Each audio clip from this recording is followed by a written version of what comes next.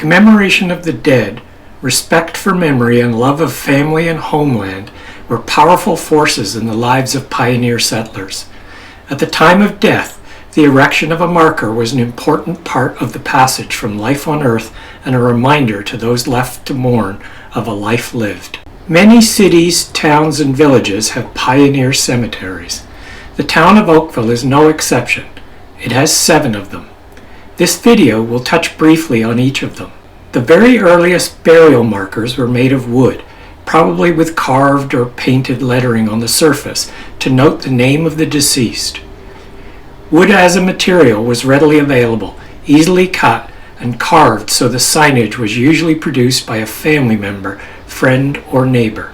Many of them were erected before 1830 on small family and isolated country cemeteries, where there was little money or time available to be spent on anything but the most basic symbol of respect. Often designated in the form of a small cross, few remain today. Many were replaced with stone markers as this material gradually became available. The town of Oakville is committed to protecting its history and its heritage. Oakville Cemeteries operates 7 pioneer cemeteries, including Bronte, Merton, Mun's, Oakville St Mary's, Palermo, Wedgewood, and St Jude's. Oakville's pioneer cemeteries contain the resting places of many of the town's earliest settlers. Knox-on-the-16 and St. Luke's, while not designated as pioneer cemeteries, also have many early grave markers.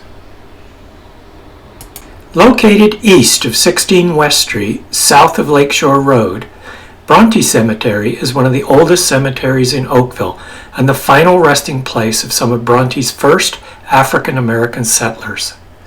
Philip Sovereign, one of the earliest Oakville settlers, deeded the east corner of his farm for a cemetery, specifying it be for people of all orders, sects, nations, and parties. Other early names that appear in the cemetery are Adams, Butler, Lucas, McDonald, McWayne, Osborne, Ribble, Triller, and Williams. Almost a third of the headstones in Bronte Cemetery belong to children, and many others are mariners. The Lake Ontario gales that took the lives of Bronte mariners also claim the bones of some of their families. Over the years, about 70 feet of cemetery land and 100 feet of road allowance have been subsumed by the lake.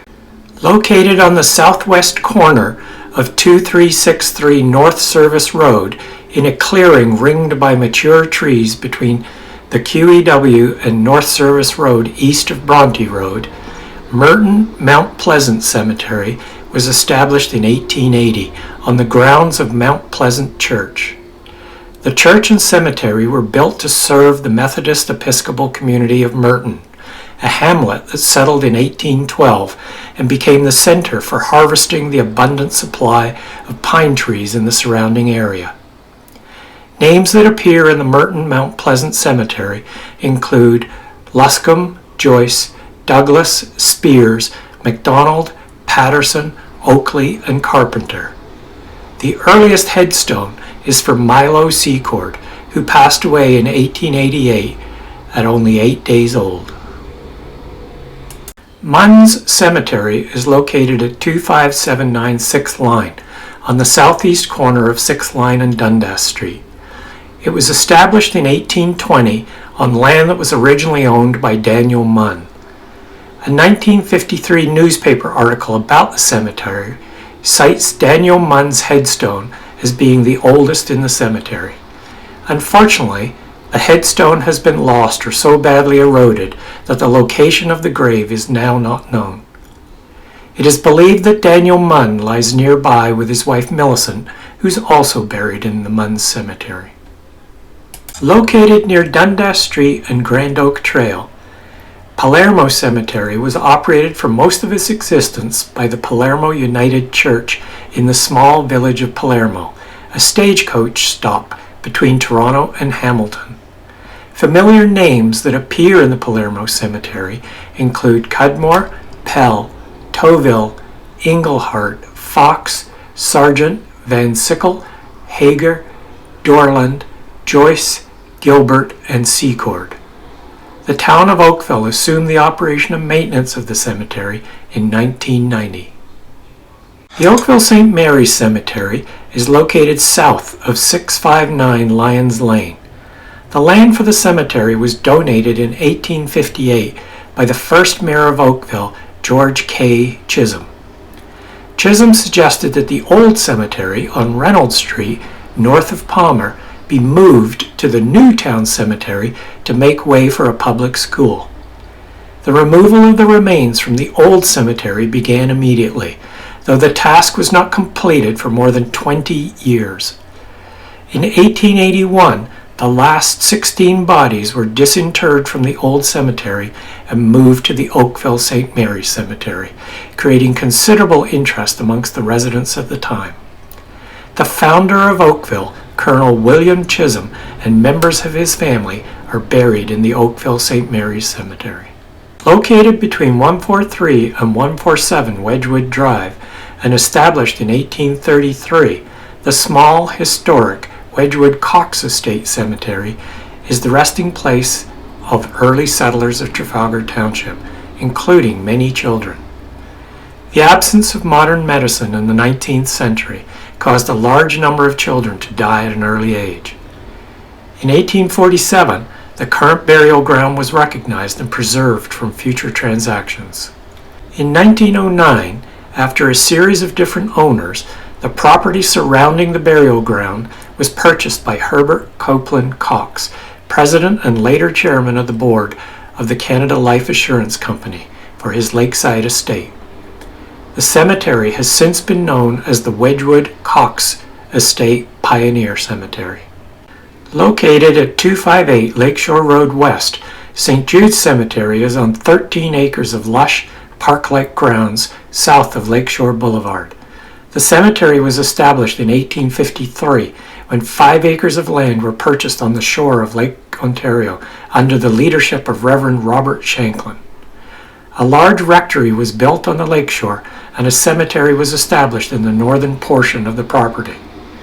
The southernmost 2 acres of the cemetery, including the old rectory, eventually named Holyrood by the owner Dr. William T. Stewart, was sold on May 30th, 1887. 13 acres of cemetery land was added to the east next to the original cemetery. The town of Oakville assumed the maintenance and sale of lots in St. Jude's Cemetery in 1979. Out of respect for the lives of pioneers and First Nations people who helped build the town of Oakville, I would like to conclude with the reading of the Dash poem by Linda Ellis. I read of a man who stood to speak at the funeral of a friend. He referred to the dates on the tombstone from the beginning to the end. He noted first came the date of birth, and then spoke the following date with tears. But what he said matters most of all was the dash between the years. For that dash represents all the time they spent life on earth, and now only those who loved them know what that little line is worth. For it matters not how much we own, the cars, the house, the cash. What matters is how we live and love and how we spend our dash. So you think about this long and hard. Are there things you'd like to change? For you never know how much time is left that can still be rearranged. If you could just slow down enough to consider what's true and real, and always try to understand the way other people feel. Be less quick to anger and show appreciation more, and love the people in our lives like we've never loved them before. If we treat each other with respect and more often wear a smile, remembering that this special dash may only last a little while. So when your eulogy is being read and your life's actions to rehash, would you be proud of the things they say about how you spent your dash? Looking for more great content like this? Why not check out the Oakville Historical Society's website, YouTube channel, or Facebook and Instagram pages.